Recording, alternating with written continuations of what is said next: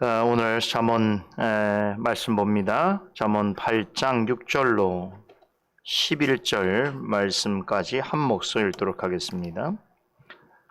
잠언 8장 6절에서 11절 말씀까지입니다. 내가 가장 선한 것을 말하리라. 내 입술을 열어 정직을 내리라. 내 입은 진리를 말하며 내 입술은 악을 미워하느니라. 내 입의 말은 다 의로운즉 그 가운데 굽은 것과 패역한 것이 없나니 이는 다 총명 있는 자의 밝히 아는 바요 지식 얻는 자의 정직히 여기는 바니라. 너희가 은을 받지 말고 나의 훈계를 받으며 정금보다 지식을 얻으라. 대저 무릇 원하는 것을 이에 비교할 수 없음이니라. 아멘. 오늘 읽은 본문은 우리가 지난주에 살펴본 1절에서 5절까지의 말씀과 연관되어 있습니다. 지난주 말씀의 핵심적인 교훈은 이것이었죠. 하나님의 지혜는 누구에게나 공개되어지는 것이지만 값없이 주어지는 것이다 라는 것입니다. 그것은 지혜가 값싼 것이어서가 아니지요. 지혜는 금과 은과 같은 보석보다 더 귀하고 가치 있는 것입니다. 그런데 우리의 일상생활 속에서 보면 일반적으로 귀하고 값 있는 것은 거저 주어지지 않습니다. 가치 있고 희소성이 높은 물건일수록 소유하기가 어렵지요. 그래서 그런 것을 좀 얻으려고 한다면 그에 상응하는 적절한 대가를 치르거나 또 그것을 얻을 만한 특별한 자격을 가지고 있어야 하는 것이지요. 여러분 소위 명품이라는 걸 한번 생각해 보세요. 명품은 아무 데서나 살 수 있는 것이 아니지요. 뭐 동네 가게나 시장에서 팔지 않습니다. 명품 중에 명품이 있다고 합니다. 그런 건 또 돈이 있어도 살 수 없다고 하네요. 아무한테도 팔지 않는다고 합니다. 아무에게나 팔지 않는다고 합니다. 그런 것은 정말 VVVIP 특별 고객들에게만 판매한다고 하지요. 그래서 이렇게 정말로 구하기 힘든 것, 소위 사람들이 말하는 명품 중에 명품이라고 하는 것은 항상 일종의 기종 마케팅을 구사합니다. 그래서 더 간절히 갖고 싶어 하는 것이고 가질 수 없는 절망을 어떤 사람들은 갖게 되는 것이고 갖는 사람은 세상을 얻은 것 같은 기쁨과 쾌감을 누리게 될지는 모르겠습니다. 저는 그런 걸 가져본 적이 없어서. 자, 그런데 우리가 지금 잠언서를 통해서 배우고 있는 하나님의 지혜는 뭐 이런 명품과는 비교할래야 할 수 없을 만큼 고귀하고 가치 있는 것이죠. 자, 그런데 이런 것이 지난주 어디서 어떻게 전해진다고 했습니까? 길거리, 사거리, 성문 곁, 또 성문으로 들어가는 입구같이 많은 사람들이 다니는 곳에서 공개적으로 전달되어집니다. 그렇기 때문에 누구나 얻을 수 있다는 것이죠. 더욱 놀라운 것은 이것은 아무런 대가 없이 그저 주어지는 것입니다. 하나님이 주시는 구원도 이와 같은 성격이 있습니다. 우리 이사야서 말씀을 잠깐 볼까요? 이사야, 그 다음이죠. 우리 아가서 다음에 이사야 말씀이 나오는데 이사야 55장 1절 2절 말씀을 우리 한 목소리로 읽도록 하겠습니다. 이사야 55장 1절 2절 같이 읽습니다. 너희 목마른 자들아 물러 나오라. 돌 없는 자도 오라. 너희는 와서 사 먹되 돛 없이 값 없이 와서 포도주와 젖을 사라. 너희가 어찌하여 양식 아닌 것을 위하여 은을 달아주며 배부르게 못할 것을 위하여 수고하느냐? 나를 청종하라. 그리하면 너희가 좋은 것을 먹을 것이며 너희 마음에 기름진 것으로 즐거움을 얻으리라. 여러분 잘 아시는 말씀이죠.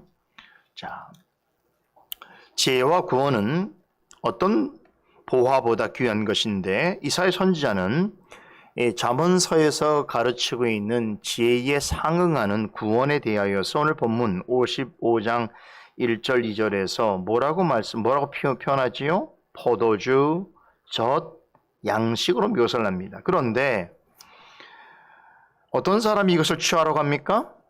목마른 자, 돈 없는 자, 누구든지 와서 이것을 돈 줄 필요도 없이 값을 치를 필요 없이 취하라고 합니다. 자, 그렇다고 한다면 선지자가 말한 목마른 사람, 돈 없는 사람은 누구를 가리키는 것일까요? 하나님 앞에서 죄인된 우리입니다. 죄인은 하나님이 주시는 구원을 스스로 찾아 누릴 자격이 없습니다.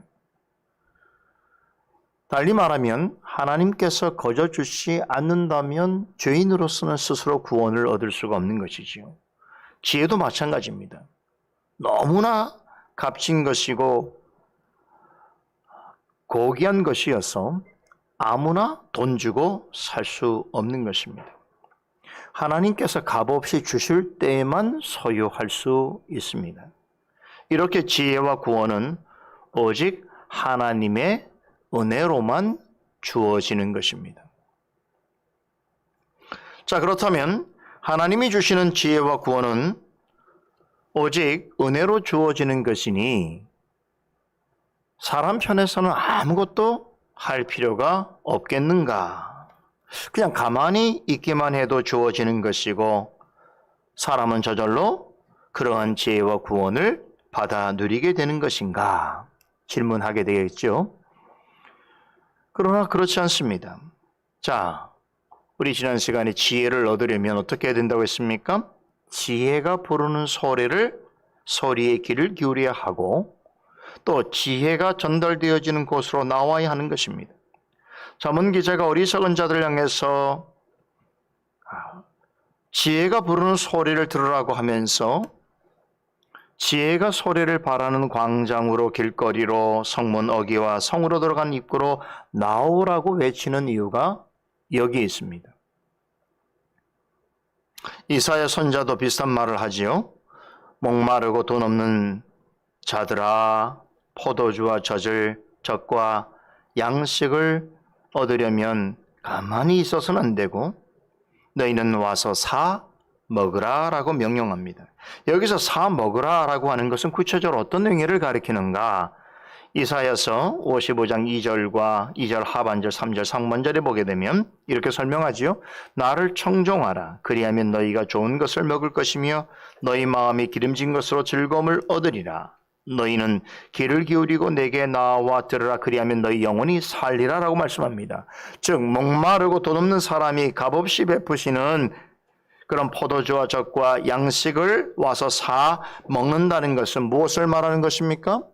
하나님의 말씀에 귀를 기울이고 그 말씀에 따르는 것을 의미하는 것입니다. 하나님께서 은혜로 주시는 지혜를 받아 누리기 위해서는 계속해서 말씀을 듣고 행하는 일에 힘써야 한다는 것입니다.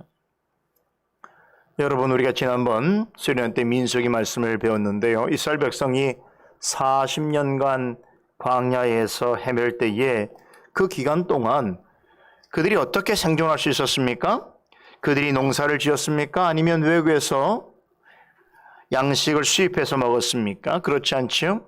하나님께서 하늘로부터 내려오신 만나를 40년 동안 먹고 살았습니다. 광야 기간 내내 이스라엘 백성은 자신들이 농사짓지 아니한 만나를 날마다 걷어다가 그것을 먹고 살았습니다. 자, 잠언 기자가 말하고 있는 지혜는 만나와 비슷합니다. 자, 사람들로부터 나오는 것이 아니죠. 사람들이 생산한 것이 아닙니다. 지혜도 하나님께서 값없이 주시는 것입니다. 만나도 하나님께서 아무런 대가를 치르지 않고 주신 것이지요. 그렇죠. 그래서 원하는 사람이라면 누구나 만나도 취할 수 있었던 것처럼 지혜도 취할 수 있습니다. 그런데 이것을 받아 누리려면 어떻게 해야 됩니까? 하늘에서 내린 만나를 얻으려면 어떻게 했습니까? 매일 아침마다 정한 시간에 광야로 나가야 했습니다. 그리고 그만큼만 가져와야 했던 것입니다. 하나님의 지혜를 취하려면 어떻게 해야 됩니까? 가만히 있으면 안 된다는 것이에요. 말씀이 전해지는 자리로 나와야 할 것이고 말씀을 귀담아 들어야 하고 그 말씀에 따라 살아야만 지혜를 갖게 되는 것이고 지혜를 누리는 것입니다. 지혜는 하나님으로부터 값없이 주어지지만 그 지혜를 받아 누리기 원한다면 최소한의 행해야 할 일이 있는 것인데 그것이 뭐라고요? 하나님의 말씀을 듣고 깨닫는 것입니다. 그래서 지난주에 살펴본 5절 말씀의 5절 하반절에 너희는 들을지어다라고 하는 말씀으로 맞춰졌는데 한 가지 흥미로운 사실은 원문 성경을 보니까 너희는 들을지어다라고 하는 이 말씀이 6절 맨 앞부분에 위치해 있더라고요. 그러니까 우리 한글 성경에는 1절에서 5절 내용의 결론으로 제시하고 있지만 원문 성경은 6절로부터 시작되어지는 또 다른 교훈의 서론으로 제시하고 있어요. 그러니까 이 원문 성경 관점에서 이해한다면 1절에서 5절까지는 하나님의 지혜가 사람들에게 주어지는 방식에 관한 설명이라고 한다면 오늘 본문인 6절에서 11절은 우리가 어떻게 해야 거저주시는 하나님의 지혜를 받아 누릴 수 있는가라고 하는 것과 그 지혜가 우리에게 구체적으로 어떤 유익을 가져다 주는 것인가에 대해서 가르치고 있다는 것입니다. 여러분, 왜 우리에게 하나님의 지혜가 필요하지요? 우리는 본성상 어리석고 미련해서입니다. 집중하세요. 집중하셔야 됩니다. 여러분이 집중을 안 하면 제가 말씀 전하기 힘들어져요. 그러면 교회 전체 유익이 끼쳐지지 않아요. 그죠? 아침 일찍 오셔서 집중하셔야 돼요. 다른 거 하지 마세요.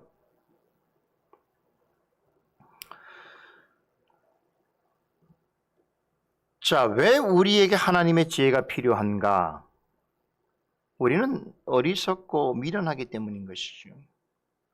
바로 그 이유 때문에 우리는 죄와 비참을 과거에도 경험했고 지금도 경험하고 있으며 또 사실상 우리는 하나님 앞에 그런 어리석고 미련한 죄인이기 때문에 영원한 형벌을 피할 수 없었던 존재들이었습니다. 자, 그렇다면 이것을 이기고 극복할 수 있는 유일한 방법이 무엇인가? 성경에서는 우리 주 예수 그리스도를 믿고 의지하는 것이라고 했죠. 그럼 예수 그리스도가 우리의 유일한 구세주이라는 것을 우리는 어떻게 할 수 있습니까? 어떻게 확신할 수 있습니까? 그것은 오직 말씀을 통해서입니다. 자신의 지식과 경험으로는 할 수가 없어요. 세상의 지식과 경험으로도 할 수 없습니다. 오직 말씀을 통해서만 알 수 있는 것입니다.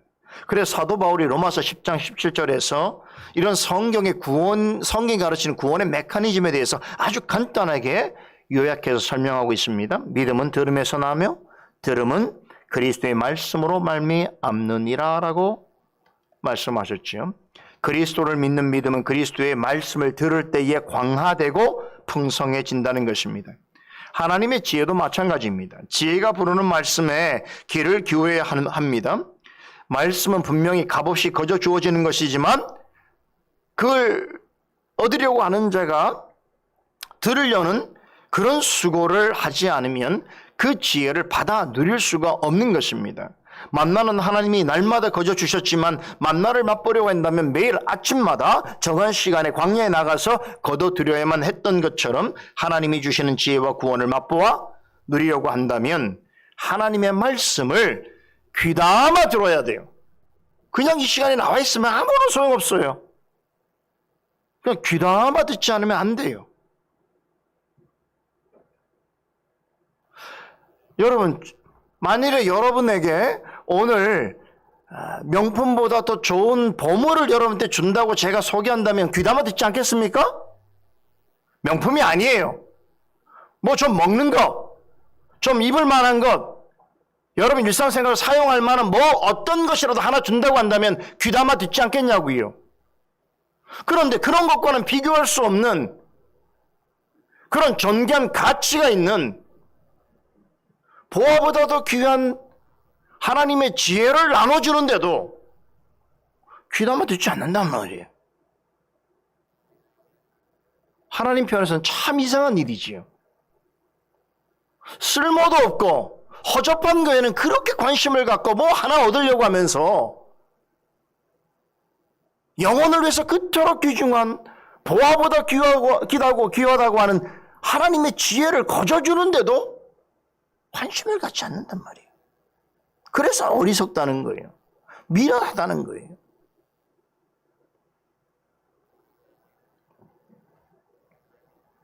여러분, 우리가 듣는 것만으로서 만약에 좋은 걸 얻는다고 한다면 정말 듣는 정도의 수고를 안 할 사람이 있겠습니까? 그렇잖아요. 그런데 하나님의 지혜는 어떻습니까? 들으면 된다는 거예요. 들음에서 나온다는 거예요. 그런데 그 들음은 뭐라고 그랬습니까? 하나님의 말씀으로 비롯된다는 것입니다. 그러니까 무엇을 들어야 하는 것입니까? 하나님의 말씀을 들어야 하는 것이죠. 여러분, 구원의 지혜를 얻기 위해서 우리는 하늘로 올라갈 필요가 없어요. 다시 예수님의 육신을 우리가 만지거나 볼 이유가 없습니다. 지혜를 찾기 위해서 사막이나 광야 같은 곳을 찾을 이유도 없고 깊은 산골짜기나 혹은 그런 곳에 있는 기도원이나 수도원 같은 곳 특별한 장소를 찾을 필요가 없다는 거예요. 얼마나 편합니까? 지혜가 어디에서 주어집니까? 광장에서, 길거리에서, 성문 어귀에서, 사람들이 많이 다니는 곳에서 지혜를 나눠준다는 거예요.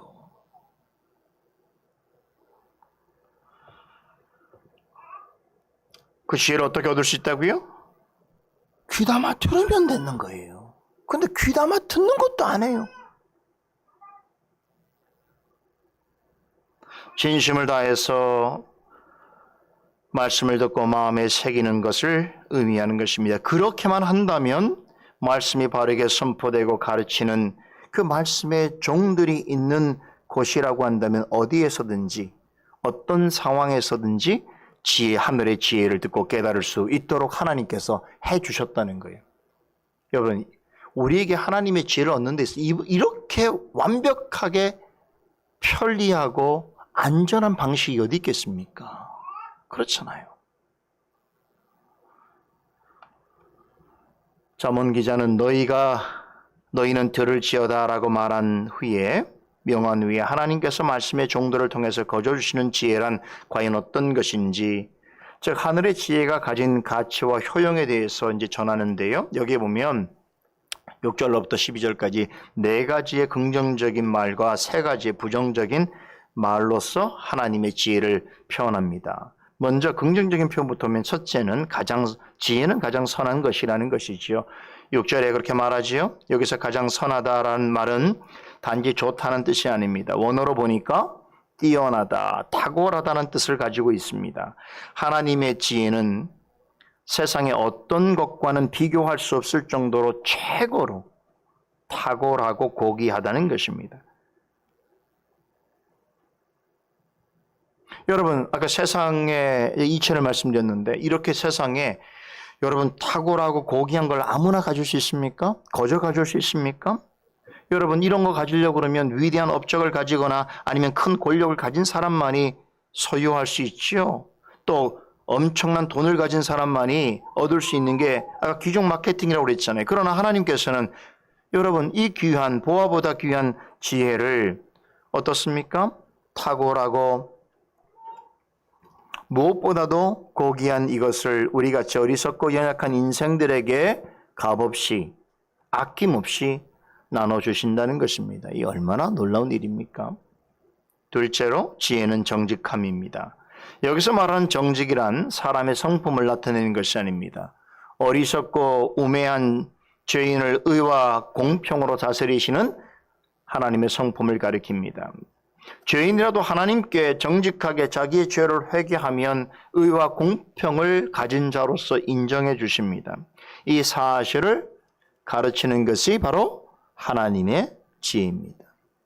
셋째로 지혜는 진리입니다. 잠언에서 가르치는 진리란 악이 조금이라도 섞여 있지 않는 완전한 순수 결정체라고 하는 의미를 가지고 있습니다. 그러기에 하나님의 지혜는 세월이 지난다 하더라도 변함이 없어요. 여러분, 순수한 광물체는 수만 년이 지나도 변질되지 않지요? 그런 것처럼 하나님의 지혜도 영원히 변함이 없습니다. 이렇게 영원토록 변치 않는 지혜가 어떻게 주어진다는 것입니까? 오직 말씀으로 주어집니다. 따라서 이것을 얻고자 한다면 다시 강조하지만 말씀을 귀담아 들어야 합니다. 그런 말씀을 공적으로 선포하고 가르치는 행위가 무엇입니까? 설교지요. 설교는 하나님께서 당신의 자녀들에게 진리를 선포하고 가르치셔서 그들의 영혼에 생명의 양식을 거저 주시는 가장 보편적이고도 효과적인 은혜의 방편입니다. 그렇기 때문에 하나님의 지혜를 얻고자 한다면 말씀을 바르게 해명하여서 전하여지는 설교를 잘 들어야 합니다. 특별히 공예배에서 전달되어지는 설교는 공적인 하나님의 은혜의 방편입니다. 주일은 어쩌면 이 말씀을 들으러 오는 거예요. 이게 핵심이 돼야 돼요. 설교를 통해서 하나님께서 우리에게 우리 개인과 우리 가족과 우리 교회와 우리 사회와 인류 전체를 향하신 가장 적절하고 필요한 은혜와 지혜를 나누어 주시는 것입니다. 넷째는 지혜는 의로움입니다. 이 의로움도 하나님의 속성을 나타내는 것인데 하나님의 속성으로서의 의란 모든 옳은 것과 모든 바른 것의 절대 기준입니다. 하나님은 세상 만사의 모든 일에 옳고 그름과 바름과 틀림을 판단하고 심판할 수 있는 유일한 자격과 권세를 지니신 유일한 재판장이십니다. 하나님께서는 모든 일에 옳음과 그름과 바름과 틀림의 기준과 근거를 어디에 두셨습니까? 말씀 안에 두셨습니다. 그래서 우리가 말씀을 통해서 하나님의 의로움을 발견하는 것이죠. 다시 말하면 말씀을 통해서 하나님께서 기준으로 삼으신 옳음과 그름이 무엇인가? 발음과 틀림이 무엇인가라고 하는 것을 판단하게 되는 것입니다. 따라서 말씀을 잘 모르는 사람은, 말씀에 관심이 없는 사람은 아무리 머리가 똑똑하고 IQ가 높아도 하나님의 기준에서의 옳음과 그름을 분별하지 못합니다. 하나님의 뜻으로서의 발음과 틀림을 깨닫지 못합니다.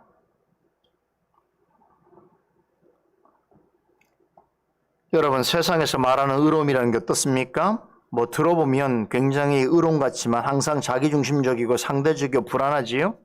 그래서 어떤 일에 의로운 생각을 가졌다가 하더라도 다른 일에 대해서는 불이한 생각을 가지게 되는 것입니다. 지금 사람들이 의롭다고 생각하는 것이 시간이 지나면 잘못된 것으로 판명날 때도 많이 있습니다. 어떤 사람은 자기 속에 있는 더러움과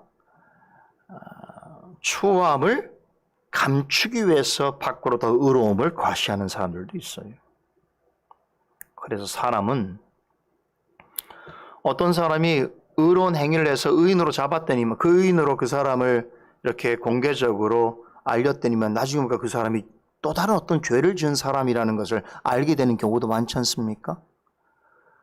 굉장히 자격이 있어서 장관으로 고위 그런 직분을 가진 사람으로 세우려고 했더니만 나중에 알고 보니까 추한 것들이 많이 들어가지 않습니까?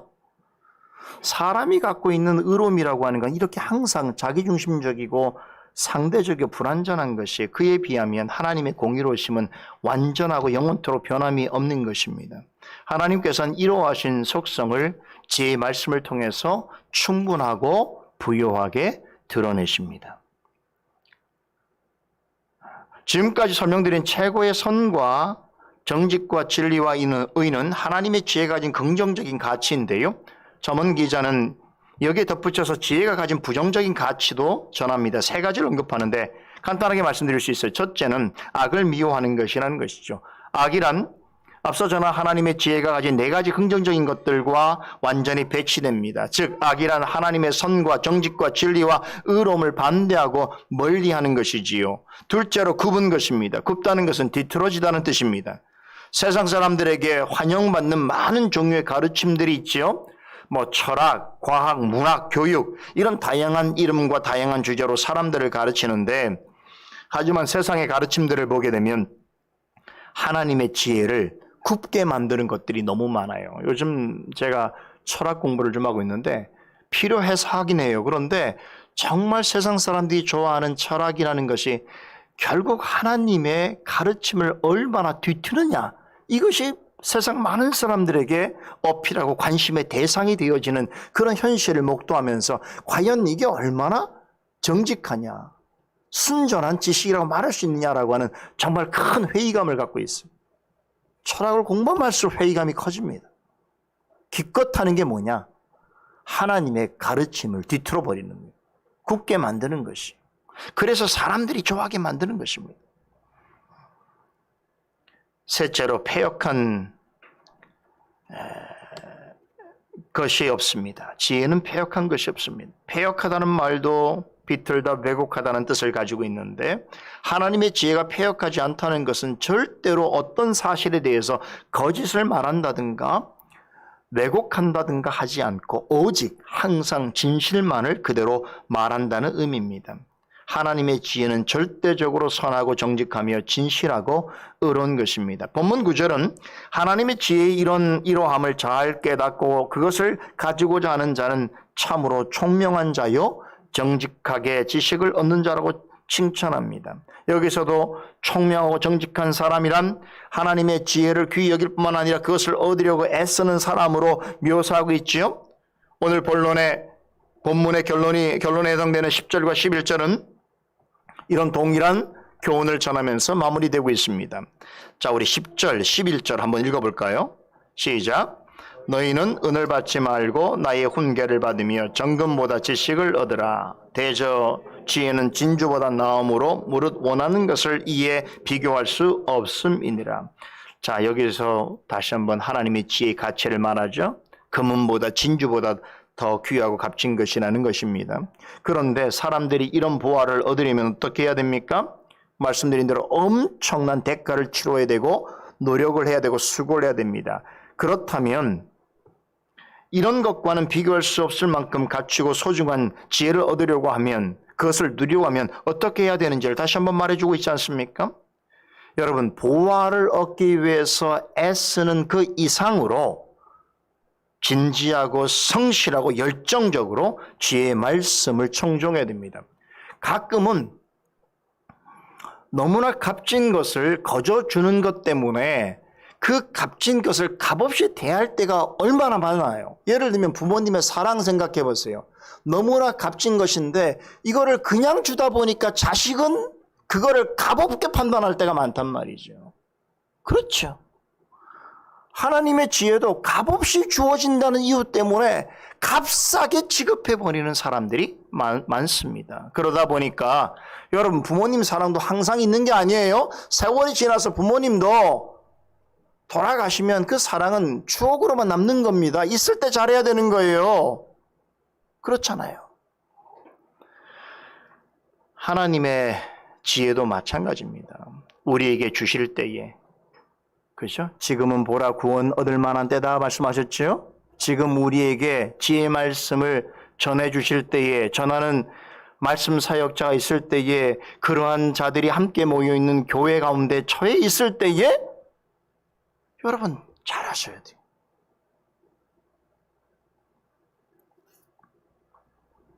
하나님의 지혜가 거저 주어진다고 해서 아무런 수고와 노력 없이 얻을 수 있을 것이라고 생각하는 것은 아주 커다란 착각이고 오산입니다. 다시 말씀드립니다만 하늘에서 내려온 만나는 거저 주어지는 것이지요. 그런데 하나님께서 거저 주신다고 해서 그들에게 가만히 누워있는 사람의 입에다가 만나를 주지 않으셨어요. 이게 하나님의 지혜입니다. 어떻게 주셨습니까? 광야에 내려놓으시고 나와서 너희들이 정한 시간에 취하라고 하셨단 말이에요. 이게 하나님의 지혜인 것이. 그처럼 값없이 주어지지만 보화처럼 더 귀한 지혜를 누리려면 어떻게 됩니까? 우리는 하나님의 말씀이 선포되어지는 곳으로 나와야 되는 것이고 그 말씀을 귀담아 들어야 되는 것이에요. 오늘 영적으로 아주 어두운 시대고 교만한 시대여서 많은 사람들이 어떻게 생각하는 줄 아십니까? 이제 우리가 코로나 이 어려운 상황을 겪으면서 교회당을 가지 않고도 예배를 드릴 수 있는 방편들이 널려 있다는 것을 알고 이 사실에 자각한 몇몇 무지하고 어리석고 교만한 사람들이 어떤 생각을 합니까? 뭐할로 교회를 갈 필요가 있어? 뭐할로 함께 모여서 예배 드릴 필요가 있어? 내가 원하는 거 그냥 골라서 인터넷을 통해서 예배 드리면 되지라고 그렇게 생각을 합니다. 여러분, 하나님의 지혜란 그런 방식으로 주어지는 것이 결단코 아닙니다. 그것은 마치 만나를 내가 나갈 필요가 있겠어. 옆집 사람 시켜서 그 사람한테 가져오라고 하면 되지. 굳이 내가 그 시간에 맞춰갈 게 있겠어. 냉장고 안에 넣어놓고 다음날 먹으면 되지. 라고 하는 생각과 똑같은 것이에요. 하나님은 그런 생각을 용납하지 아니하십니다. 왜냐? 하나님의 지혜에 반하는 생각이기 때문에 그렇죠. 여러분이 하늘의 지혜를 원합니까? 하나님의 지혜를 맛보아 누리기를 원합니까? 그러면 최소한으로 우리가 해야 될 일이 있다는 걸 하나님이 말씀하시는 것입니다. 무엇입니까? 하나님의 말씀을 귀담아 듣고 깨달으고 애를 써야 되는 것이죠. 뭐 하는 것만큼? 금은 보화를 얻으려고 애쓰는 것 이상으로 열정적으로 진지하게 성실하게 그 일을 행해야 한다는 것입니다. 그런 자들에게 하나님께서 어떻게 하십니까? 하늘의 지혜를 값없이 그러나 고귀한 것으로 주시는 것입니다. 오늘 주일은 우리가 강단을 통해서 교회를 통해서 하나님의 그러한 지혜를 얻고 누리는 날입니다. 이런 은혜가 여러분에게 풍성하게 있기를 간절히 소원합니다. 기도하십시다. 거룩하신 하나님, 은혜를 감사합니다. 오늘도 하나님께서 우리에게 값없이 주시나 그러나 너무나 고귀하고 복된 지혜의 말씀을 듣고 깨닫기 원하여서 이 자리에 나왔습니다. 그런 성도들마다 하늘의 풍성한 것들로 은혜와 복으로 채워주시옵소서. 예수 그리스도 이름으로 기도드리옵나이다. 아멘.